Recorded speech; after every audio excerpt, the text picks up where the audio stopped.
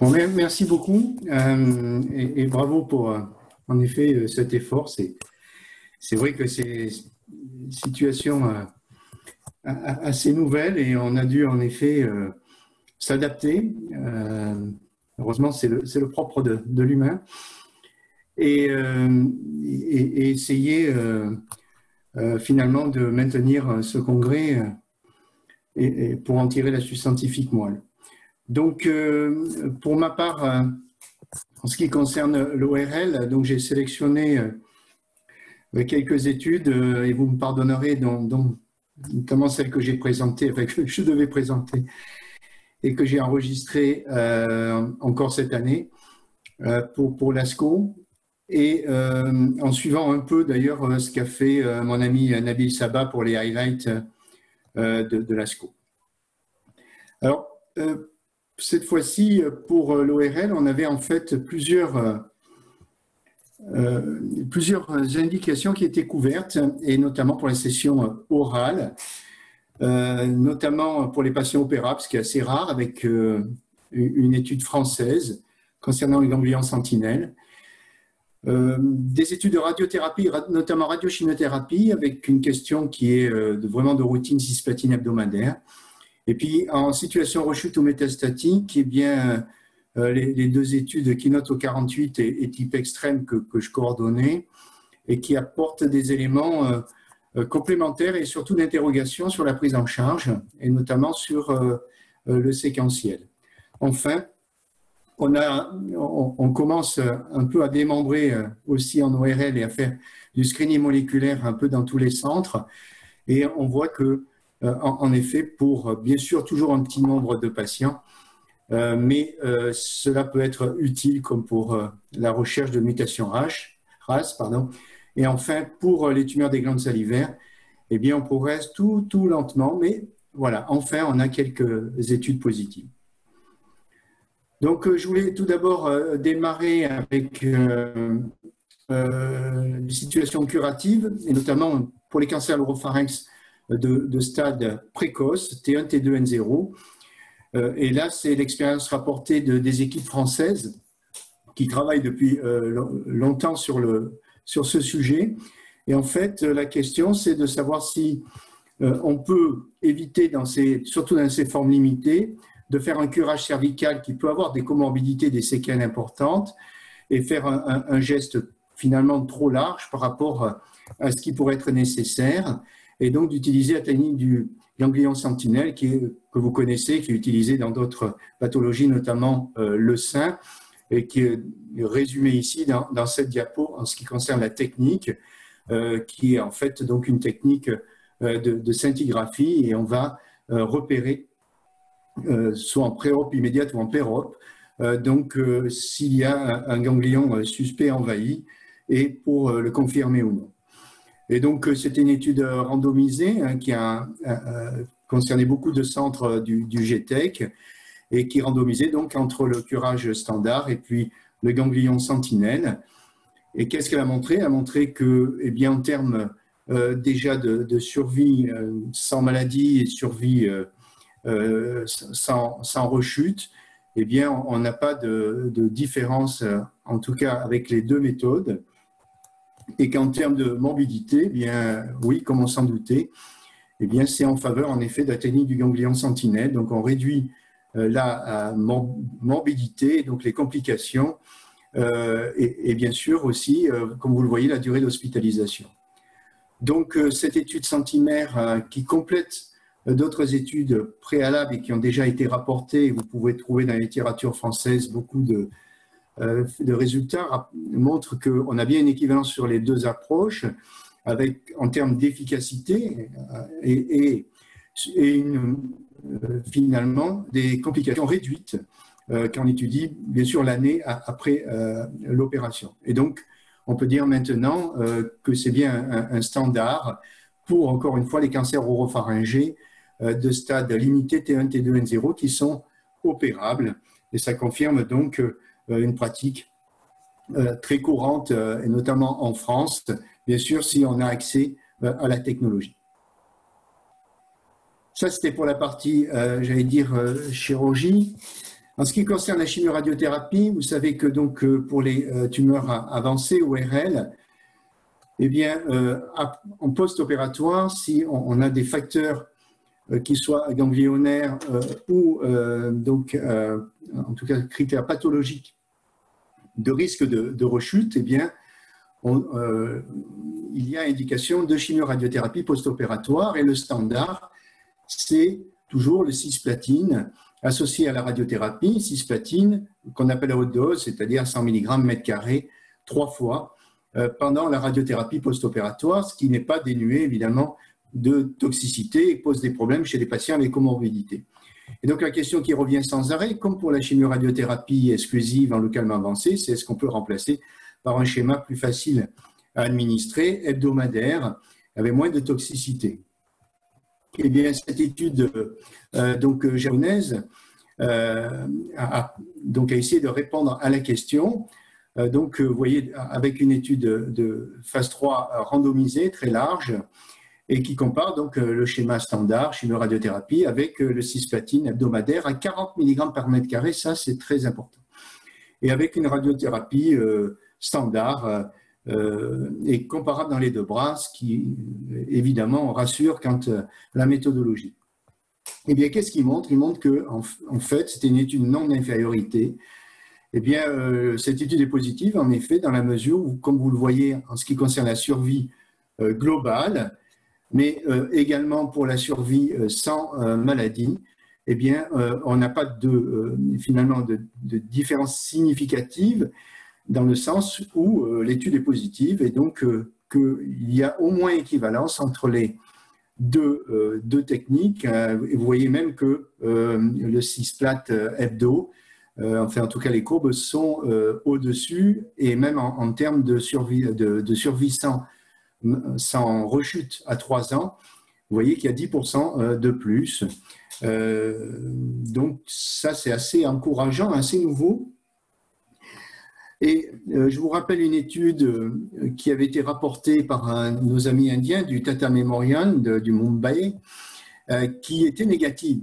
Et en fait, quand on regarde, et c'est ce que souligne notamment Christian Borel dans le groupe, dans le GORTEC, qui est un des leaders en la matière pour étudier la dose-intensité cisplatine, eh bien, on retrouve la même notion, c'est-à-dire qu'il faut une dose minimale de cisplatine totale pendant la radiothérapie pour être efficace. Et si on est en dessous, eh bien, on n'est pas suffisamment efficace. Et vous voyez que là, entre l'étude du Tata Memorial et puis l'étude japonaise actuelle, eh bien, la dose cumulative était très nettement différente et c'est ce qui explique, sans aucun doute, comme l'a déjà montré les études antérieures, notamment rapportées par MD Anderson, eh bien, 30 mg mètre carré hebdo, ce n'est pas suffisant. Il faut monter au moins à 40 mg mètre carré pour avoir une équivalence avec le cisplatine haute dose. Donc ça, c'est une étude et ça devient en effet, à ce moment-là, un schéma standard qui pourra être appliqué chez les malades, les patients unfit pour le cisplatine. On va passer à rechute et métastatique. Donc, vous savez que, contrairement à ce qu'on a entendu tout à l'heure pour les cancers urothéliaux, là, on a un nouveau standard avec le pembrolizumab ou pembrolizumab plus chimiothérapie en ORL, sauf qu'actuellement, on attend toujours le remboursement pour la France. Et donc, l'AMM a été donnée sur les résultats de la keynote 048 qui a été rapportée l'année dernière en même temps que type extrême. Et la question qui se pose maintenant, c'est quelle est finalement la meilleure stratégie chez ces patients en fonction du niveau du biomarqueur qui est bien sûr pas très satisfaisant, le CPS, mais qui est le seul biomarqueur dont on dispose, et aussi en fonction, comme vous le savez en cancérologie ORL, de l'état clinique du patient et surtout de l'évolutivité de la maladie. Est-ce qu'on est devant une rechute qui a risque vital de saignement, qui entraîne des douleurs pour lesquelles il faut une réponse rapide, ce que ne peut pas apporter une monothérapie par immunothérapie, on le sait, et on sait même qu'on observe des hyperprogressions sous immunothérapie seule. Donc le traitement séquentiel, comme il a été présenté là, il avait été discuté par Jean-Pascal Makis l'année dernière, c'est finalement, après une chimiothérapie associée à un pembrolizumab, qu'est-ce qu'on peut donner derrière en termes de traitement, quelle est l'efficacité? Et à l'inverse, si on démarre avec une chimiothérapie sans immunothérapie anti-PD-L1, mais avec le standard cetuximab, on sait qu'on peut rattraper les patients avec un inhibiteur de PD-L1, c'est l'AMM avec le nivolumab, mais quels sont les résultats en termes de survie?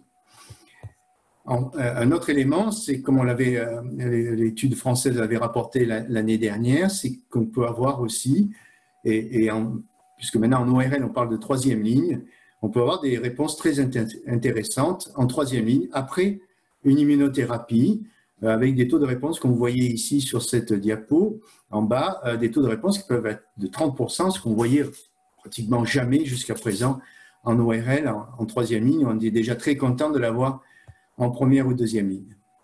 Donc, les résultats complémentaires de la keynote au 48, donc je rappelle qu'il comparait pembrolizumab versus le standard extrême ou pembrolizumab plus platine 5FU versus extrême, eh bien, cette analyse complémentaire s'est intéressée à la PFS 2, donc c'est-à-dire la survie sans progression des malades qui ont eu un traitement en deuxième ligne, qui était au choix d'un investigateur et qui était enregistré. D'une part, qu'est-ce qu'on peut observer? C'est que quand on regarde la keynote au 048, vous voyez qu'en fait,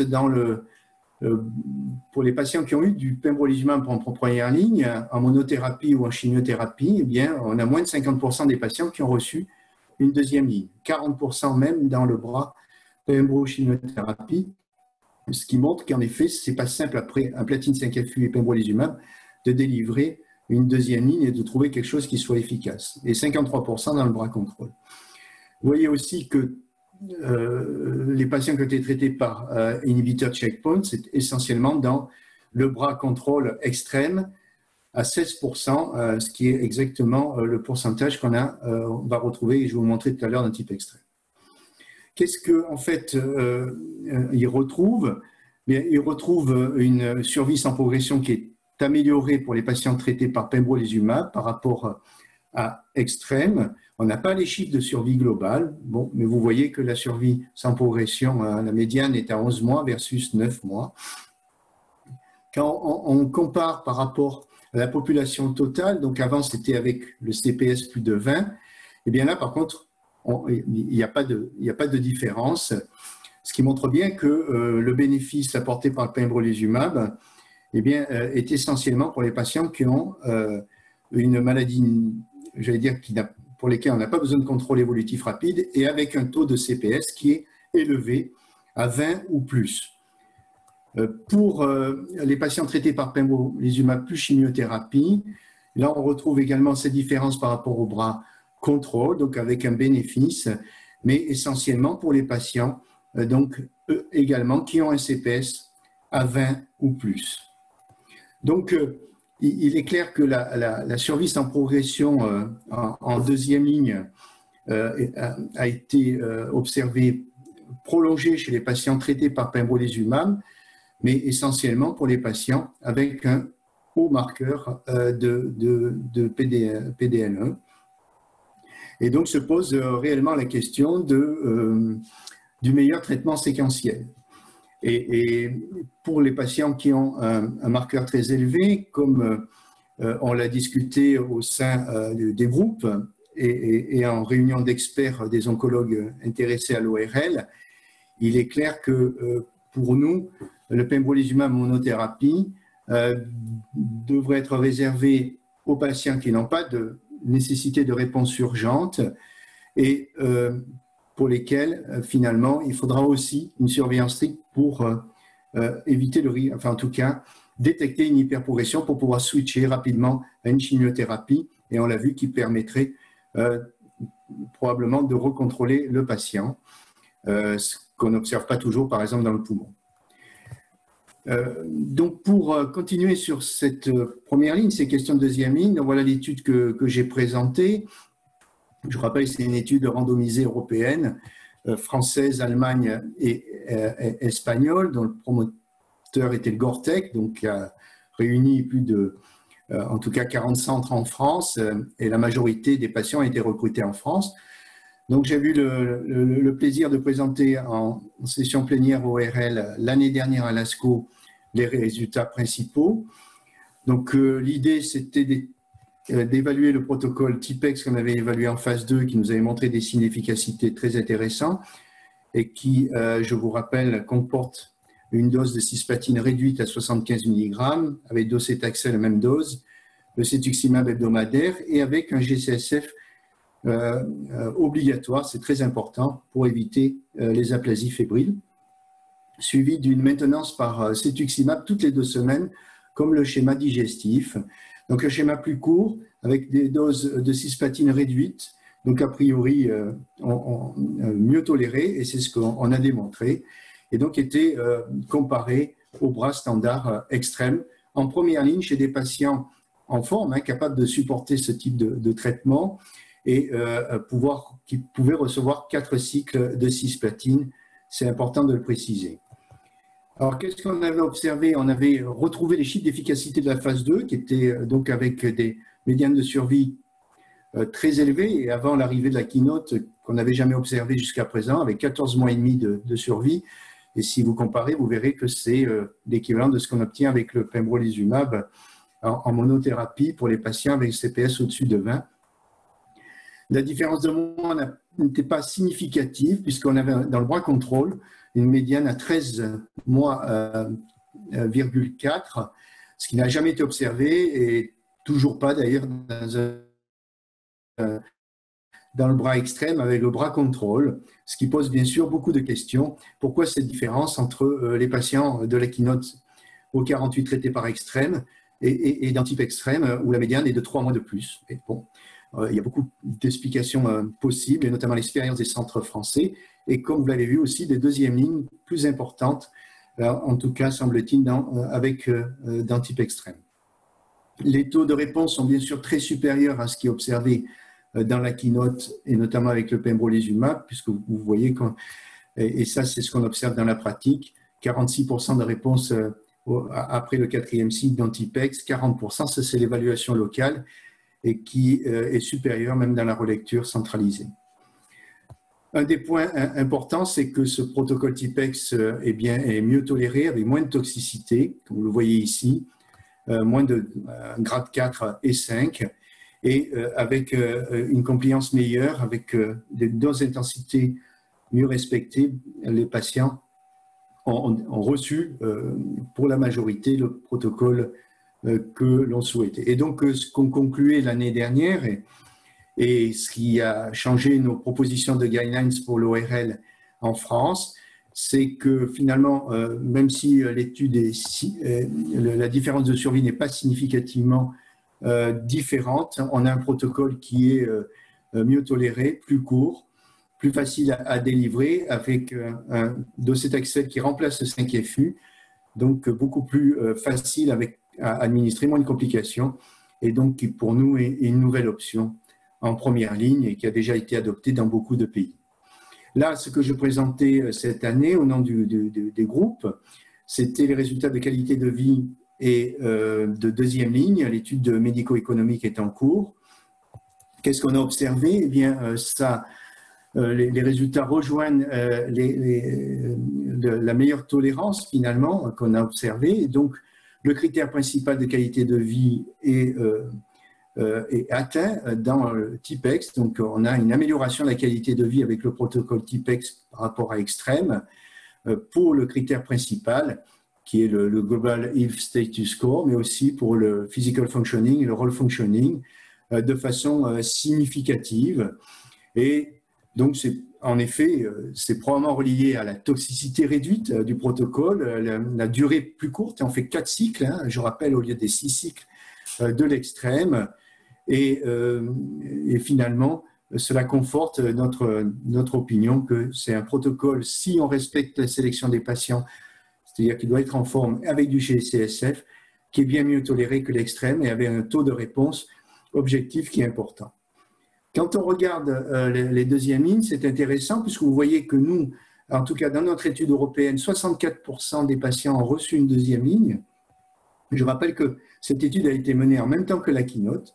On retrouve le même pourcentage de patients traités par immunothérapie, le plus souvent dans un essai thérapeutique, puisqu'il n'y avait pas d'AMM encore, sauf pour la fin, l'extrême fin de l'étude pour le nivolumab, et 17%, 16% dans les bras, et que donc plus de 40% des patients ont reçu une chimiothérapie ou du cetuximab en deuxième ligne. Quand on regarde la population globale, donc des patients qui ont été traités, et depuis la randomisation, vous voyez que pour les patients qui ont été traités par une immunothérapie en deuxième ligne, eh bien, on retrouve les données qu'on avait montrées dans la CheckMate 141 avec le nivolumab. On a une différence de survie. Alors, bien sûr, on est sur un effectif beaucoup plus réduit, mais enfin 80 patients hein, versus 229. Et vous voyez qu'on a une différence de 3 mois de survie médiane entre donc, les patients qui ont reçu une immunothérapie en deuxième ligne par rapport aux autres. Là où on a été surpris, c'est que quand on a regardé la différence entre les deux bras, suivant le traitement administré en deuxième ligne, eh bien, on a retrouvé une différence significative que dans le bras Tipex et non pas dans le bras extrême avec 5FU. Et le test d'interaction est positif et donc en faveur d'une claire interaction entre les deux schémas et la médiane, la survie suivant donc la première ligne. Et donc la séquence Tipex suivie d'immunothérapie, et en tout cas pour ces patients traités par cette séquence-là, eh bien, on observe une médiane de survie qui est bien supérieure à celle qui était attendue, vous voyez, 21,9 mois, et qui est la plus élevée quand on compare finalement les 4 populations. Alors bien sûr, on est sur des populations, je l'ai dit encore, avec 44 patients traités par immunothérapie, mais de façon équivalente dans les deux bras. Et en tout cas, ça interpelle la communauté, et ce qui a été évidemment souligné dans les highlights et par tous nos collègues, pour dire que là, autant la séquence extrême suivie d'immunothérapie, on retrouve ce qu'on attendait, et là on est un peu surpris par ces résultats très prometteurs. Et donc, la conclusion, c'est ce que je vous disais, c'est qu'on a une amélioration de la qualité de vie avec Tipex, et que ce protocole mieux toléré, suivi d'une deuxième ligne, permet d'obtenir des survies médianes pour les patients qui peuvent bénéficier d'une deuxième ligne et qui doivent être traités par une chimiothérapie en première ligne. Eh bien, on a des médianes de survie avec un range qui est large, bien sûr, mais jusqu'à 35 mois, ce qui pose la question, bien sûr, de la stratégie maintenant de séquence. Et donc, quand en effet on compare ces séquences, eh bien, clairement, on doit se poser la question de l'interaction, et notamment, est-ce que faut-il faire une immunothérapie d'abord suivie de rattrapage par chimiothérapie, l'inverse, ou faut-il faire suivre une chimiothérapie très efficace comme Tipex immédiatement d'immunothérapie? Et clairement, se pose la question de la chimiothérapie elle-même, et comme avec le cetuximab, on voit que les taxanes ont certainement, en tout cas en combinaison ou de façon successive avec l'immunothérapie, une action, une efficacité qui apparaît différente et supérieure qu'avec une molécule comme le platine ou le 5FU.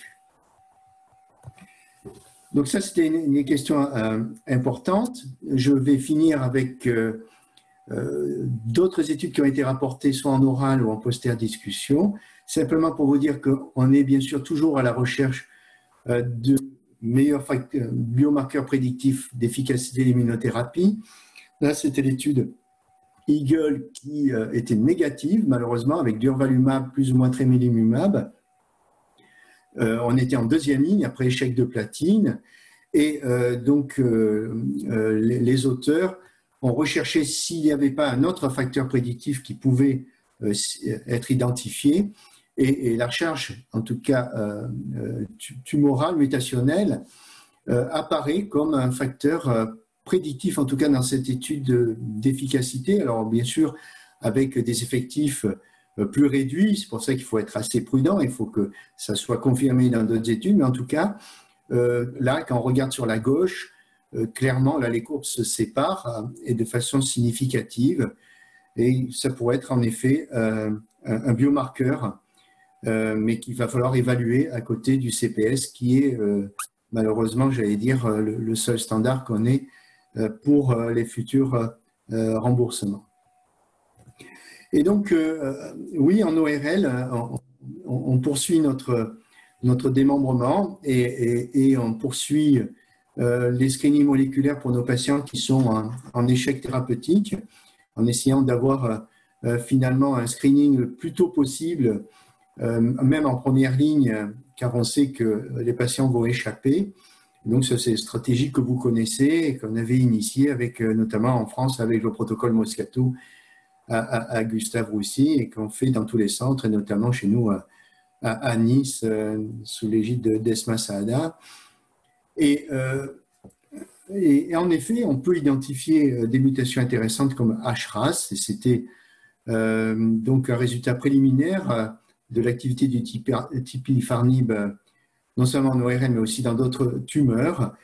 Et qu'est-ce qu'il montre avec ces inhibiteurs de FTase? Eh bien, c'est qu'on peut, en effet, chez des malades sélectionnés, chez lesquels on va trouver une mutation à HRAS significative, observer des réponses objectives importantes, majeures, avec même des durées, vous voyez, de contrôle tumoral très intéressantes, à 14 mois. Sur la gauche, réponse objective à 40%. Donc, très encourageante pour mieux cibler ces patients. Et cette étude a été menée aussi sur les cancers des glandes salivaires. Et là aussi, ça nous donne un espoir. Et pour finir sur ces tumeurs des glandes salivaires, vous savez que ce sont des tumeurs, et notamment les carcinomes adénoïdes kystiques, pour lesquels on a très peu de traitements. On avait montré dans l'étude française PAXA que j'avais coordonnée, le premier résultat en termes de survie sans progression, mais c'était une étude non randomisée avec le pazopanib.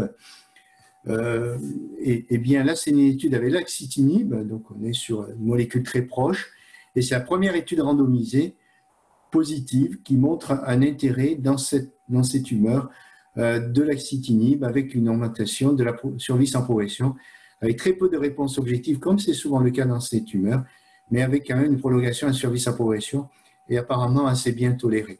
Donc ça, c'est en effet un bel espoir et on va voir si on va avoir un approval pour cette indication. Ouais, donc je vais finir avec ces taking home messages. Donc, en ce qui concerne les oropharynx localisés, eh bien, la technique du ganglion sentinelle est validée et devient un standard et permet d'éviter des curages à plus haut risque de complications et avec un bon contrôle à distance tumorale.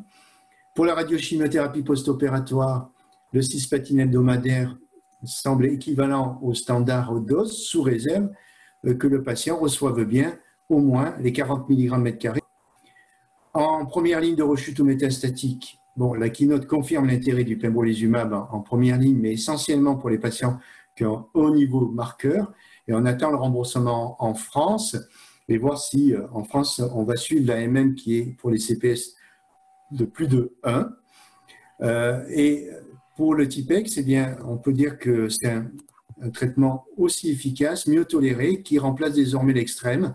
En tout cas, ce sont nos recommandations pour désormais pour les groupes, l'intergroupe ORL, pour les patients qui sont en forme et qui nécessitent une chimiothérapie d'emblée, comme j'ai dit, c'est-à-dire où on a besoin d'une réponse tumorale rapide.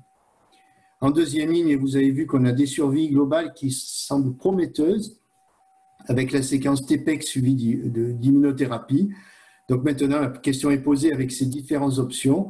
Quelle est la meilleure séquence thérapeutique? Eh bien, comme le disait mon ami Nabil Saba, enfin il l'a dit et enregistré, on a besoin d'études pour pouvoir le faire. Et maintenant, il faut qu'on trouve les financements et qu'on arrive à convaincre les industriels de mener ces études très importantes sur le plan académique pour déterminer quelle est la meilleure de première, deuxième et troisième ligne. Enfin, vous avez vu qu'on arrive à mieux cibler, on a de nouveaux marqueurs prédictifs qui apparaissent et que le screening moléculaire, oui, Il peut être très utile, non seulement pour les cancers épidermoïdes, mais aussi pour les tumeurs plus rares, comme les tumeurs des glandes salivaires, pour lesquelles on n'a pas beaucoup d'options thérapeutiques. Voilà, je vous remercie. J'ai peut-être été un petit peu long, mais je pense que c'était important. Et c'est assez rare d'avoir finalement des sessions plénières aussi denses et riches, en tout cas pour l'ORL et Cocorico, on va le dire quand même, avec 2 études françaises dans les highlights de l'ASCO, et pour type extrême, 2 années de suite avec aussi à l'ESMO en highlight. Voilà, je peux que remercier toutes les équipes, tous les centres, en tout cas, qui sont très dynamiques. Et bien sûr, tout un chacun participe à ces efforts de recherche clinique qui sont, vous voyez, très importants. Et on a enfin dépassé le cap de l'année en rechute ou métastatique pour nos patients ORL. On l'attendait depuis bien longtemps. Voilà, merci beaucoup. Merci à vous, merci beaucoup pour cet exposé très détaillé. Donc, bonne soirée à tout le monde et n'oubliez pas, rendez-vous donc demain pour notre dernière session sur les thérapies en développement précoce avec le professeur Massard à 20 h avec le même lien toujours sur Zoom. Merci à tous, au revoir. Merci, au revoir.